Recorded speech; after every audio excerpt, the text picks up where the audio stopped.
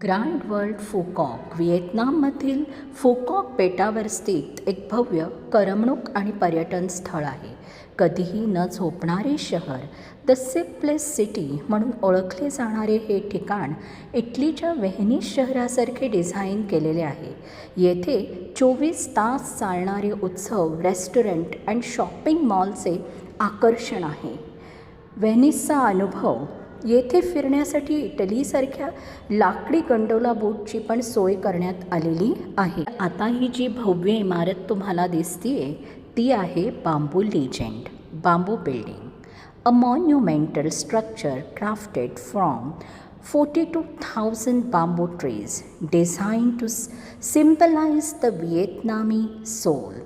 तर इथे पाऊस चालू असताना सुद्धा आम्ही जेव्हा बांबू हाऊसमध्ये गेलो तर तिथे कुठल्याही प्रकारचं लिकेज नव्हतं आणि छान असे ते बांबू हाऊस पाहता पाहता आम्ही किती वेळ गेला हे कळलंसुद्धा नाही.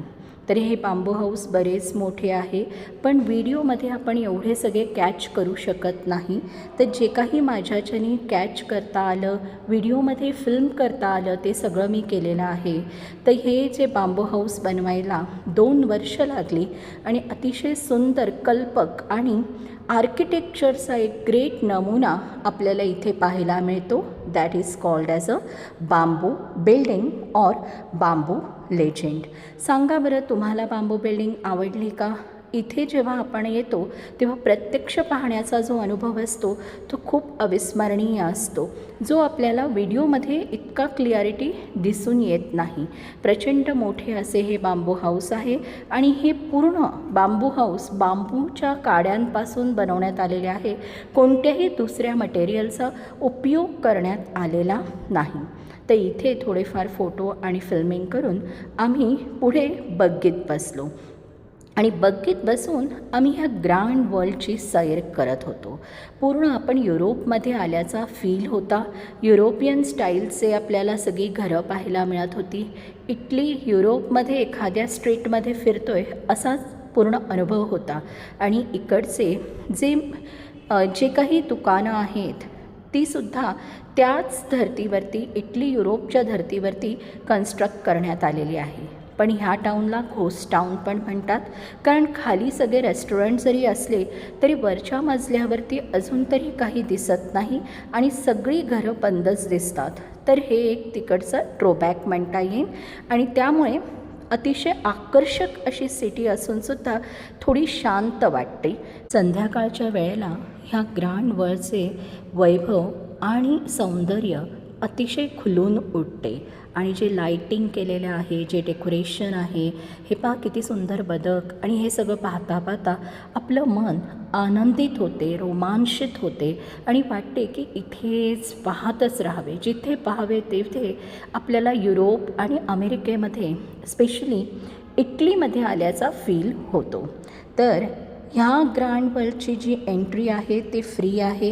इथे आपण कधीही येऊ शकतो आणि एअरपोर्टपासून हे फक्त 25 मिनिटाच्या अंतरावरती आहे. The first 24/7 night market in Vietnam featuring endless street food, local handicrafts and vibrant late night parties. The bamboo legend building and the teddy bear museum, a dome-shaped building featuring over 20 themed zones showcasing giant teddy bears from around the globe, is also the speciality of Grand World. तर अशा पद्धतीने grand वर्ल्डची जेव्हा आम्ही सैर करत होतो तेव्हा प्रत्येक क्षण हा स्वर्गीय अनुभूती देत होता.